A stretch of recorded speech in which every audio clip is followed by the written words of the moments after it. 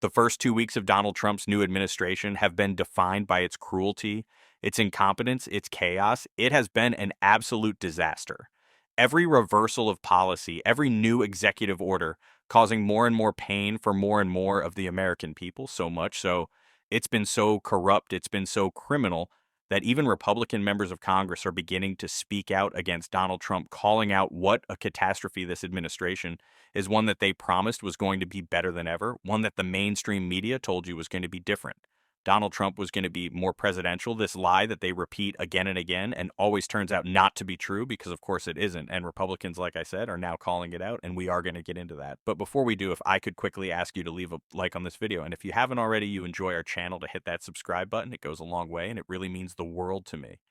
Now, of course, one of the things that has marked the chaos of Donald Trump's administration are his cabinet nominees. And I want to get into the hearing of one of those nominees, really, that has set the tone for how bad these past couple of days have been, with Rachel Maddow responding to RFK Jr. Three of the most controversial, most ostentatiously unqualified, sort of the most trolling choices Trump has made for his cabinet, three of them all had hearings on the same day at the same time today.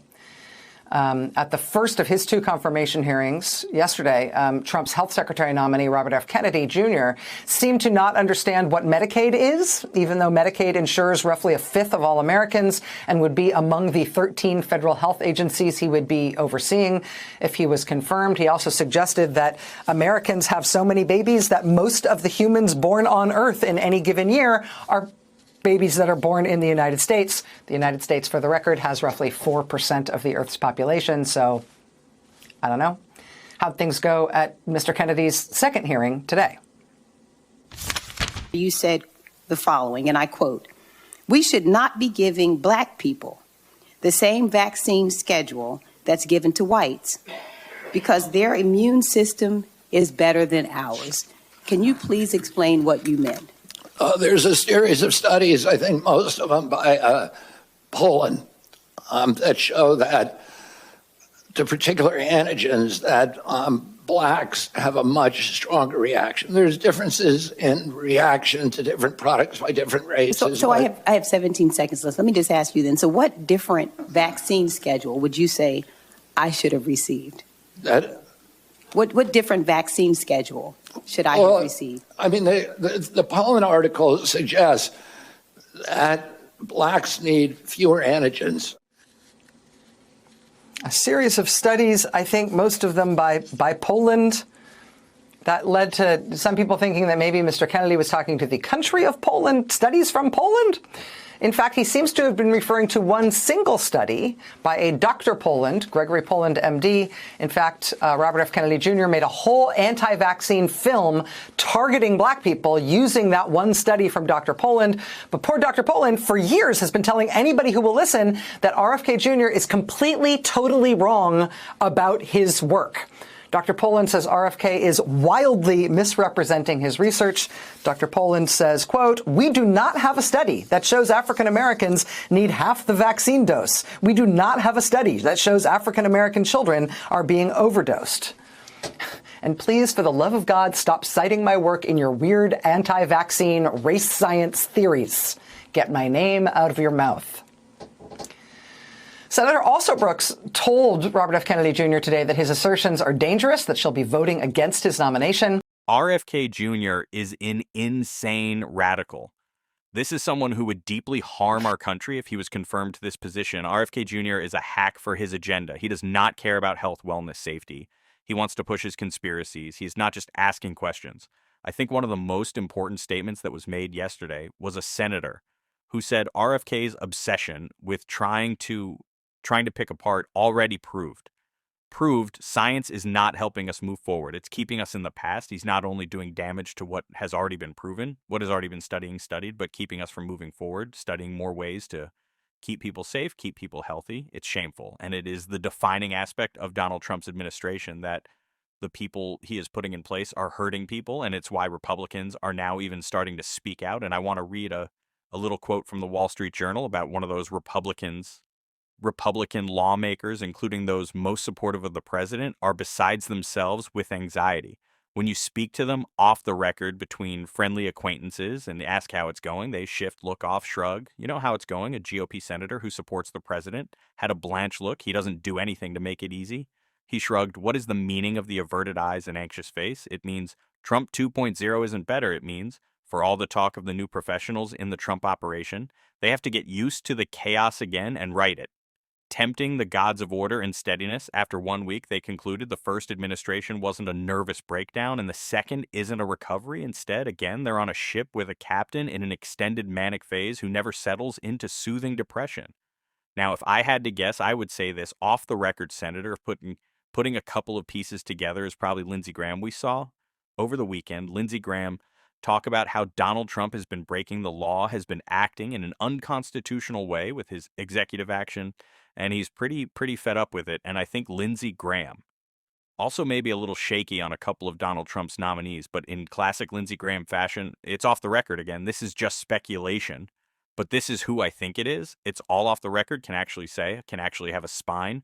No bravery for Lindsey, no off the record. That is defining of these Republican senators. You are elected to be leaders, and you can't stand up to Donald Trump. It's embarrassing. It's embarrassing. And especially in the face of such a grave threat, grave political threat, and not even just through this administration, but for years to come after in Kash Patel. Some of that Rachel Maddow called out in a great clip. I want to check out here. Now, this is a job that should not be open because FBI directors have 10-year terms. FBI Director Chris Wray has 3 years left in his 10-year term, but he inexplicably decided to resign before his term was up, which had purely and only the effect of making it easier for Trump to install someone new in the job. That was nice of him. But now, thanks to Chris Wray, here we are. As January 6th pardon recipients start to get arrested for other crimes after Trump pardoned them, as one January 6th pardon recipient was killed in an altercation with police at a traffic stop yesterday in Indiana, as the Justice Department today starts to investigate its own prosecutors for having had the temerity to bring charges against January 6th rioters in the first place. Let's just take this one day at a time. Let's just take a second to reflect on who Trump is trying this week to install as head of the FBI, as head of the 38,000 men and women of the nation's premier federal law enforcement agency with all of its immense power and responsibility. We will go out and find the conspirators, not just in government, but in the media. Yes, we're going to come after the people in the media who lied about American citizens, who helped Joe Biden rig presidential elections. We're going to come after you. Whether it's criminally or civilly, we'll figure that out. But yeah, we're putting you all on notice. And that is Kash Patel, Donald Trump's pick to run the FBI, describing his plans for the second Trump administration. That was in an interview in 2023. You might have heard about that quote. You might have heard that quote. You might have also heard him describing his plans for the FBI's headquarters building in Washington, D.C. Well, hey, at least he is pro-museum. So those are two of the relatively recent statements by Kash Patel that I think have captured people's imagination, that have received a lot of traffic since Trump shockingly named him as his choice to run the FBI. But there's been such a fire hose of news and stuff to keep up with all of these radical nominees.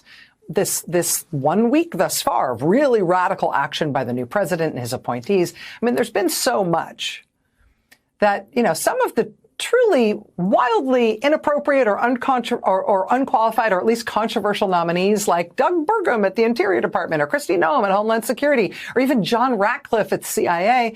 I mean, they've just been sliding through without much attention, even though they deserve attention. But, people only have so much bandwidth, right? It's understandable. It's regrettable. It's lamentable, but it's understandable. That said, for the FBI specifically, given what Trump is already doing with law enforcement and the Justice Department and the pardons of all the people from January 6th, this is just one that I feel like we can't afford to let melt into the sauce, right? Let's just look at a few other things about Kash Patel ahead of his confirmation hearings this week. Here's one thing. This is not actually the first time Donald Trump has tried to install Kash Patel in a high-ranking position in the FBI. In the final months of Trump's first term, you might remember that Trump reportedly tried to make Kash Patel FBI deputy director. That effort did not go well. Trump's attorney general at the time, Bill Barr, says he told the White House Kash Patel would be made FBI deputy director, quote, over my dead body. Bill Barr wrote in his memoir, quote, Patel had virtually no experience that would qualify him to serve at the highest level of the world's preeminent law enforcement agency. The very idea of moving Kash Patel into a role like this showed a shocking detachment from reality. And that was when Trump wanted him as the number 2 guy in the FBI, let alone the director. But okay, that's just one senior Trump administration official. Bill Barr doesn't have that much credibility with any group of Americans at this point in our political moment in America. Set aside Bill Barr. What about other Trump appointees who worked with Kash Patel? Well, Trump's deputy national security advisor, who worked closely with Kash Patel, he had this to say, quote, he's absolutely unqualified for FBI director. He is untrustworthy. It is an absolute disgrace to American citizens to even consider an individual of this nature. That's Trump's deputy national security advisor.